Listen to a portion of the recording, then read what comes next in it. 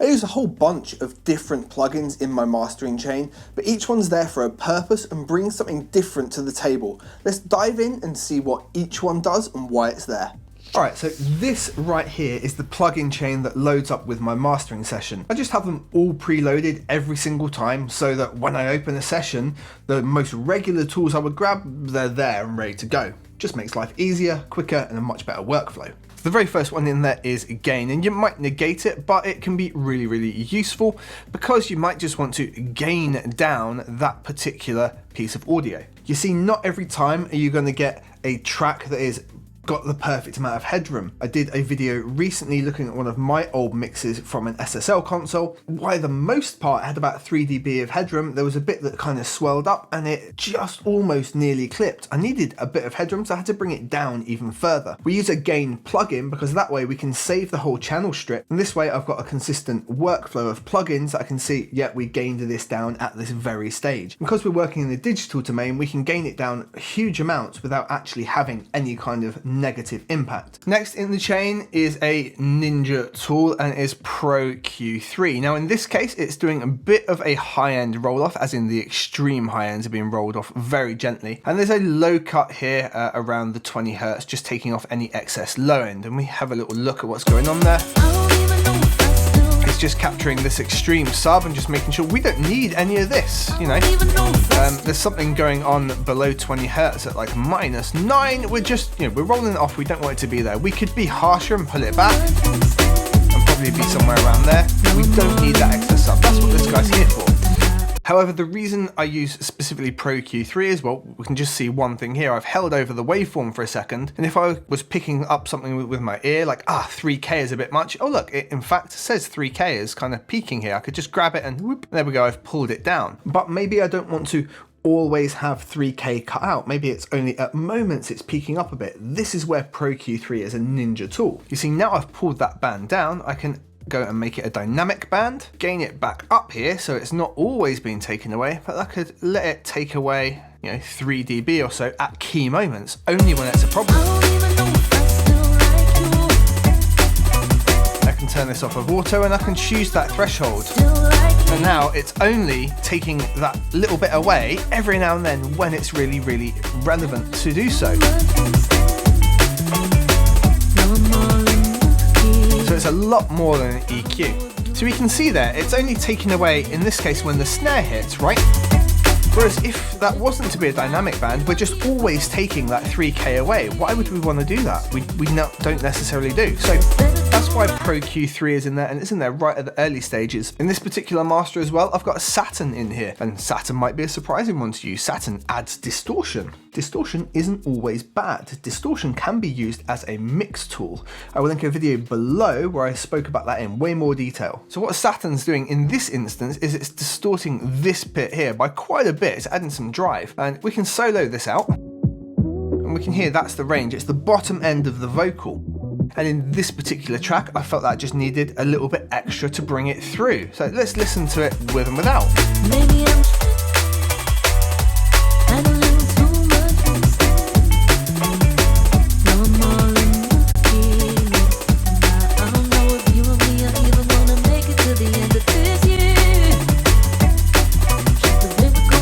to me, that's super clear. It's making the bass stick back out. It's making the bottom end of the vocal stick out quite a bit more.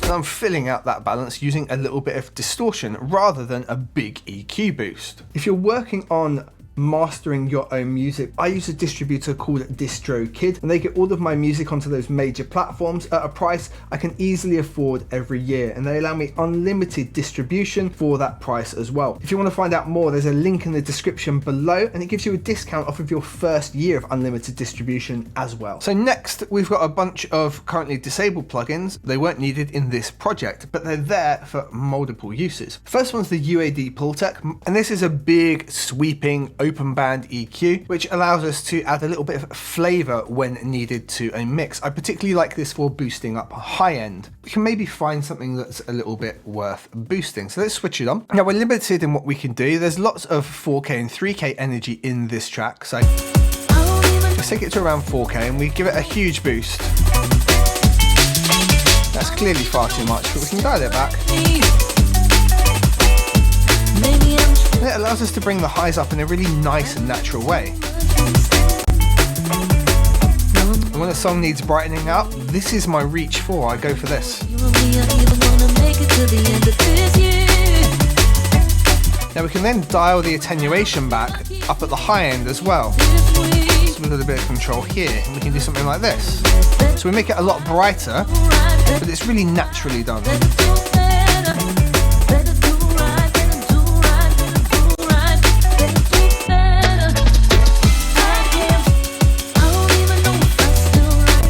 Now, if you don't have the UAD Pull Tech, but you're still using Ozone, we've got Ozone 9 loaded in this case, you do have inside here the vintage EQ, and it behaves in a really similar way. So that's another tool that you can reach for. I just find the UAD Pull Tech's got a particular character about it that's just mwah. Below that, we've got the API 2500. I have compared this and the UAD one, and they do sound ever so slightly different, but neither in a bad way. We've just got the Ozone maximizer, and there's no real compression going on in this track. So let's have a look and see if we can glue it together a little bit more. So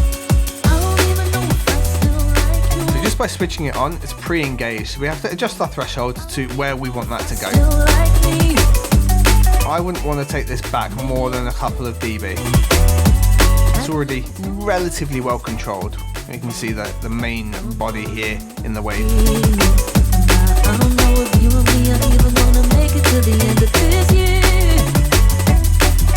And we're going to go softer knee, so that some of the nicer transients poke through. And I think the attack's probably a bit slow. I'm going to pull that back.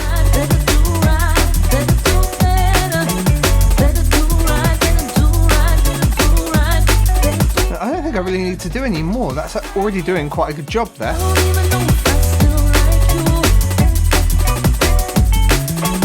And the output was already up, so we can just...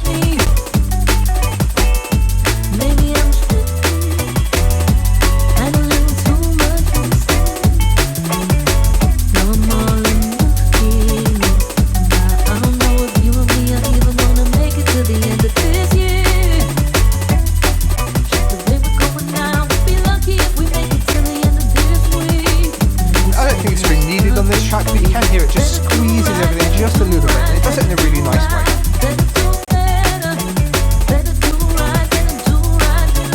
I'd probably do the API on more of an open track, something that's not as heavy D&B here, or potentially, if the master needs it, separate these sections up, and I would maybe apply it to the breakdowns here instead.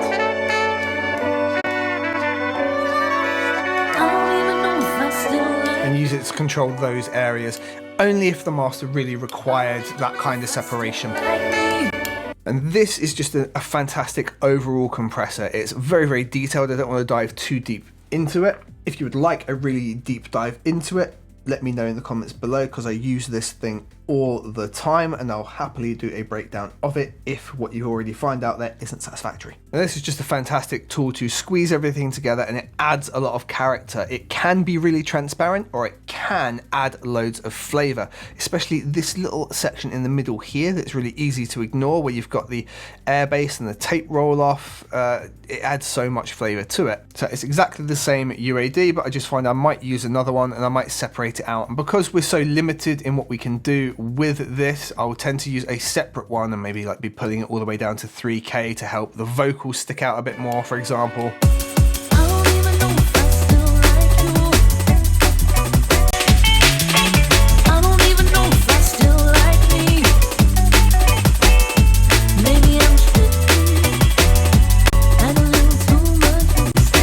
Again, it's super transparent and it just has a really nice character to it. After that, we've got something that's super, super characterful, and that is the TG mastering console from Abbey Roads. There is a complete breakdown of this, just a very characterful plugin. It adds distortion, it has a really unique sound in terms of its compression, but it's nice and modular as well, in that you can switch the chain around, and it's a great tool to reach for. The fact everything works in mid-side's really nice as well, because you've got lots of mid-side control with it. There's another one, we've got the virtual tape tape from Slate. I've used this lots and lots and lots. It's actually one of the first plugins I ever bought, and it still works today, still supported. Isn't that amazing? And I use this a little bit like a glue compressor to help everything stick together, but it does add some characteristics and overall sound again. If again you're using Ozone, you've got a good tape emulation here as well in the vintage tape. Essentially the same settings, it does have a different sound and vibe. I particularly like this one. Right after that, we've got a passive EQ. The passive EQ based on the Massive Passive made by Softube, but is part of the Native Instruments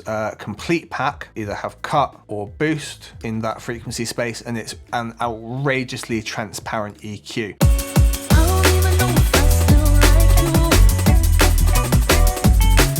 Yeah, you can cut.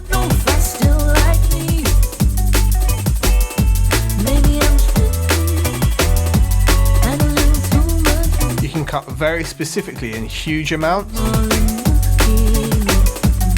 And while it changes the balance, like it's just transparent. It's just, all it does is fix problems, and it's just very, very good for that one job. I don't use it anywhere else in production. On top of that, we've then got Ozone, extensively covered. It's just a huge suite of fantastic plugins, and if you update to 10, there's even more great tools in there. Especially useful is the imager, and the fact we've now got the ability to regain the sides and things like that as well. It's the first time I've got access to Multiband Dynamics in here. Generally when I'm mastering, I want to glue everything together, but let's say there's a couple of instances where the sub whooshes up a little bit too much, which is something I covered in the complete mastering guide. We had a track where that was happening. You use your Multiband Dynamics there just to separate that out and just compress that area on its own. And right at the bottom here I have tonal balance, which is something I'll just use to reference every time I want to have a little look at what's going on here, see where the overall balances are. You know, I can say about areas and go, oh, okay, we need to boost this, cut this. Use this as a hard and fast option. It's just a nice easy guide for me to look at. I can load up references that are applicable to me and my music in there. Just super, super useful option for referencing and deciding where I'm at with the track. Ozone does a lot of the heavy lifting because it has a fantastic suite of tools built essentially for this purpose. There's going to be a link in the description below for you where you can learn a whole lot more about mastering. And if you want to see the mastering process start to finish in Ozone 10, watch this video next and you'll be able to pick up a lot from that. I hope that's helpful for you. I look forward to seeing you in the next one. Take care.